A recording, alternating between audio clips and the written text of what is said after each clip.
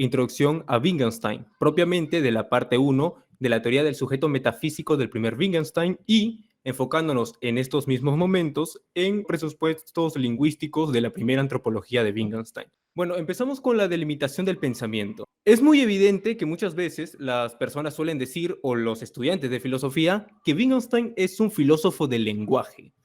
¿Qué quiere decir que es un filósofo del lenguaje? ¿Que es un filósofo que se enfoca propiamente en problemas del lenguaje o en cuestiones del lenguaje? ¿Es acaso el lenguaje algo que realmente le importa a Wittgenstein? Bueno, realmente no es así. El papel fundamental del lenguaje no es el objeto de estudio y el objeto del problema, sino que el lenguaje es un método, un medio que nos permite llegar a la solución del problema que se plantea Wittgenstein. ¿Qué quiero decir con esto? Hay que tener algo en cuenta. Los problemas filosóficos. Los problemas filosóficos en el sentido clásico que nosotros conocemos son este conjunto de problemas metafísicos, muchas veces ontológicos, abstractos, que utilizan un conjunto de conceptos muchas veces no tan bien esclarecidos. ¿Vale? Estos problemas filosóficos han sido objeto de discusión durante muchísimos años en la historia de la filosofía. Mientras más se buscaba resolver, salía una respuesta y a esa respuesta venía otra contrarrespuesta y así sucesivamente parecía que se tiraban la pelota con los problemas filosóficos. ¿Y qué iba a pasar con esto? Pues Wittgenstein le va a buscar dar un fin. ¿Y cómo le puede dar un fin a esto? Bueno, mediante la delimitación del pensamiento. Esto suena un poco raro, ¿no? Porque, por ejemplo, ¿no? Nosotros pensamos, ¿qué podemos pensar que no esté en el mundo? Nosotros si pensamos algo que acontece, algo que está en el mundo. Ojo, cuando me refiero a mundo, no me refiero completamente, y esto lo vamos a abordar más adelante, al plano empírico, porque esto ya se va a abordar más posteriormente en el neopositivismo. Nos estamos encontrando en un plano meramente lógico y meramente del pensamiento, ojo. Si no se entiende muy bien, igual con el avanzar de la exposición se va a terminar de esclarecer esto. ¿Qué busca delimitar Wittgenstein en el pensamiento? Bueno, algo muy simple. Hay que poner una línea que trace los límites entre lo que se puede pensar y lo que no se puede pensar. Pero a ver, esto parece un imposible, ¿no? Porque para yo delimitar, por ejemplo, dos campos o dos conjuntos, tengo que conocer los dos conjuntos. Pero a ver, ¿yo puedo conocer o pensar, en este caso, lo que puedo pensar? Claro que sí. Pero ¿yo puedo pensar lo que no puedo pensar? No, ahí hay un problema ya. Entonces, ¿cómo podemos solucionar esto? Bueno, hay una cuestión, el lenguaje. El pensamiento en proposición se expresa el lenguaje. Al momento de expresarlo en el lenguaje mismo nosotros podemos marcar estos límites. Marcar los límites entre lo que se puede decir y lo que no se puede decir. Y esto sería una representación que nos permitiría abordar esta cuestión de establecer un límite al pensamiento. ¿Por qué? Porque el lenguaje es una expresión del pensamiento. El lenguaje, al limitarlo, nos permite limitar nuestro propio pensamiento. Y si limitamos nuestro pensamiento, mediante el esclarecimiento lógico, posteriormente vamos a evitarnos este conjunto de encrucijadas y problemas filosóficos que aparecen de manera clásica, ¿no? Como se ha desarrollado en toda la historia de la filosofía hasta Ludwig Wittgenstein. Este es el camino o este es el trabajo que se plantea Wittgenstein, el problema que se plantea Wittgenstein. Como podemos ver, el papel del lenguaje, reitero y quiero que quede bien en claro, no es el objeto al cual le vamos a tomar atención, sino simplemente un método o una herramienta que nos sirva para poder trazar límites a lo que realmente le importa a Wittgenstein, que es el pensamiento. Los límites del lenguaje son a la vez el límite del pensamiento. Si yo trazo límites al lenguaje, podré trazar así al fin límites al pensamiento, que no puedo hacer en el pensar mismo, porque no puedo pensar lo que puedo pensar junto con lo que no puedo pensar, pues lo segundo es un error o algo imposible.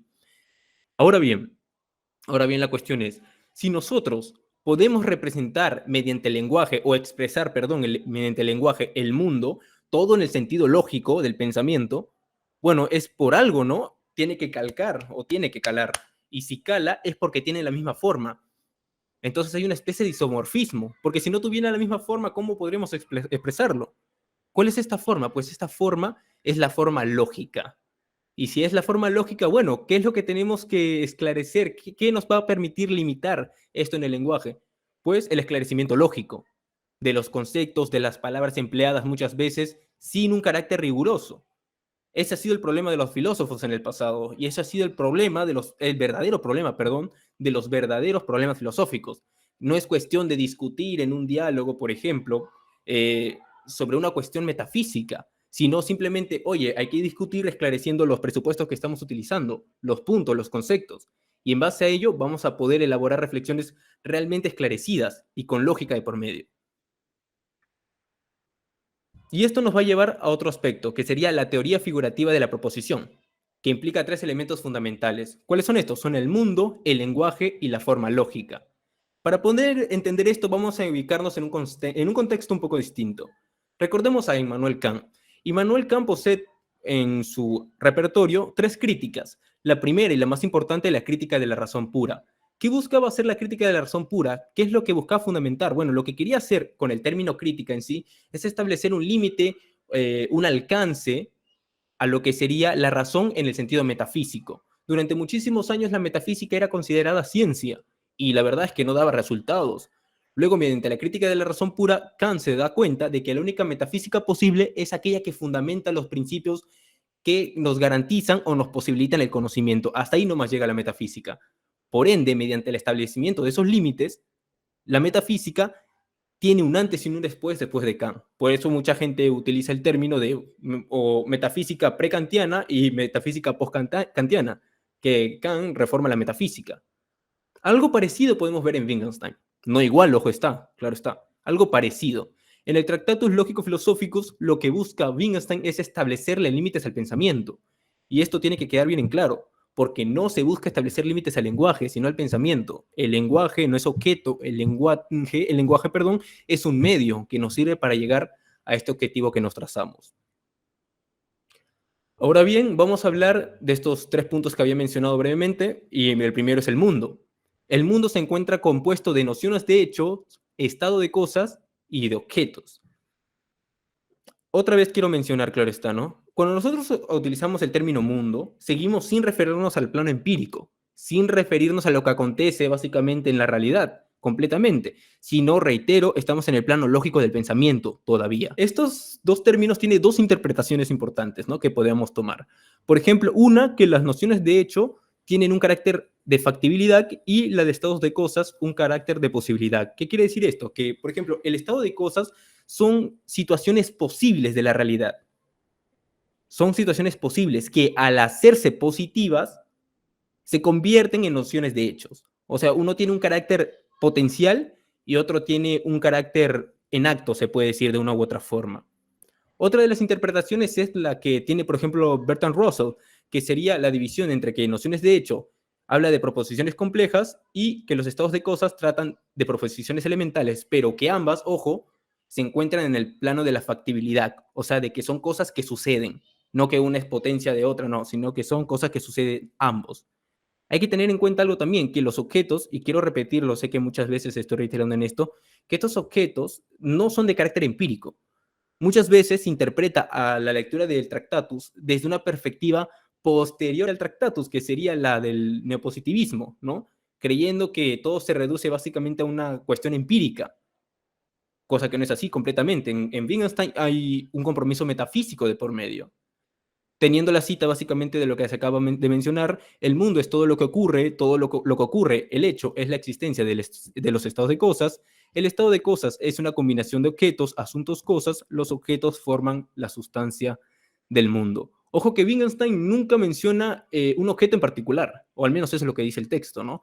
Porque por ese mismo hecho de que Wittgenstein no se quiere referir al plano empírico, no dice mesa, no dice pelota, no dice, no sé, arena o algo por el estilo, por el mismo hecho de que quiere salirse de esa cuestión, no quiere referirse realmente al plano empírico porque estamos todavía en meramente un plano lógico. Pasamos al lenguaje. El plano del lenguaje representa el lado subjetivo. Por lenguaje nosotros podemos entender que es el conjunto de todas las proposiciones posibles.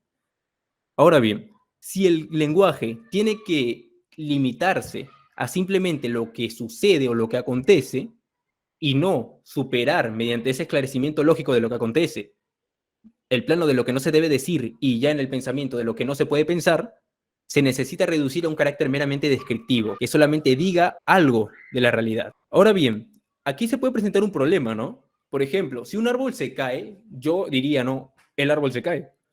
Pero ponte hombre que vive en una isla con una especie de habla extraña o una lengua extraña que nosotros no conocemos, vea que el árbol se cae y diga, gaba gaba, gaba gaba du, digamos, dice. Y la cuestión es que puede presentar un problema, ¿no? Que realmente él se refiere a otra cosa. Y uno puede interpretar, uy, está diciendo que el árbol se cae. Pero aquí vamos a tomar un aspecto importante, es el hecho de que ambos, tanto yo como esta persona que vive en la isla, tiene la intención de expresar que el árbol se ha caído. Entonces, tenemos dos aspectos, o dos proposiciones, ¿no? El árbol se cayó y tenemos gaba gabadu. Estas dos variantes del lenguaje particular son meramente accidentes de un lenguaje ideal, se puede decir. ¿Vale? Y así pasaría con inclusive un montón de idiomas o de distintas lenguas, cosa que después se ve un poco problematizada, si no me equivoco, con los juegos de lenguaje, pero no me quiero meter mucho en eso porque la verdad no estoy muy informado con respecto a esa cuestión. Pero ahora, tenemos que entender entonces, mediante este carácter descriptivo que he mencionado, que las proposiciones se limitan a ser el retrato lógico de un hecho. Ahora bien, dentro de las proposiciones nosotros podemos distinguir dos aspectos, ¿no? El sentido y la verdad o falsedad. ¿Cuándo una proposición tiene sentido y cuándo una proposición es verdadera o falsa? Bueno, por ejemplo, en este momento que me pueden ver en la cámara, yo puedo decir, el polo de Gerson es rojo. ¿Esa proposición tiene sentido? Claro que sí tiene sentido porque es posible, ¿vale? Otra cosa es que sea verdadera o falsa. Una vez que tiene sentido la proposición, recién pasa al plano de verdad o falsedad. Es ahí la proposición. Gerson tiene el polo rojo. Ya, tiene sentido. Ahora, ¿eso es verdadero o falso? Bueno, eso es falso, porque Gerson tiene un polo blanco. Son dos aspectos distintos. La proposición, para que diga algo, tiene que tener sentido, y si tiene sentido ya se puede decir que o es verdadero o es falso. Pero ahora, hay proposiciones que no son verdaderas o falsas, sino que son estrictamente, por un lado, verdaderas o son estrictamente, por otro lado, falsas. Por ejemplo, este es el caso de las tautologías y las contradicciones. Por ejemplo, enfoquémonos en las tautologías. Las tautologías son necesariamente verdaderas. Entonces, si son necesariamente verdaderas, entonces pierde todo sentido. Y como pierde todo sentido, no dice nada. Pero si no dice nada, entonces, ¿qué es la tautología? Bueno, la tautología es una proposición que muestra. Ahí hay una diferencia aquí entre el mostrar y el decir. Ahora bien, si nosotros decimos que si solamente muestran las tautologías y por ende carecen de sentidos, entonces la tautología es una especie de problema filosófico. No, porque acá hay un problema. Hay que diferenciar entre carecer de sentido, algo que carece de sentido, como las tautologías, que no dicen nada del mundo, que solo muestran cosas, y de un sinsentido. Porque si bien lo que carece de sentido no dice, sí muestra.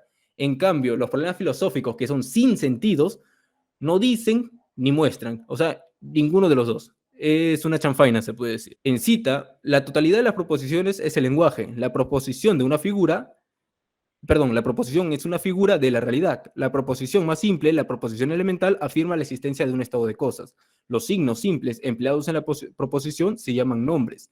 El nombre significa el objeto. El objeto es su significación. En este aspecto que no he mencionado porque no me parecía tampoco tan que le abundaba mucho el texto, el nombre se tiene que entender como una especie de etiqueta que le ponemos a las cosas, ¿no? Más o menos, ahí como un dato. Ahora pasamos a la forma lógica. La forma lógica cumple la finalidad de ser un mediador entre el lenguaje y el mundo. Vamos a rescatar algo que ya dije, ¿no?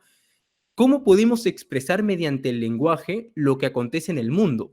Ojo, pensamiento se expresa en el lenguaje. El lenguaje expresa lo que sucede en el mundo. Para que algo pueda expresar, el lenguaje, perdón, pueda expresar lo que sucede en el mundo, tiene que, reitero, calar, tiene que tener la misma forma, tiene que enganchar como pieza de rompecabezas, porque si no engancha, entonces no se podría hacer. Hubiera una contradicción ontológica, tendrían una independencia ontológica hasta cierto punto. Pero no, se puede hacer. Entonces, existe un isomorfismo, reitero, como dije al principio de la exposición.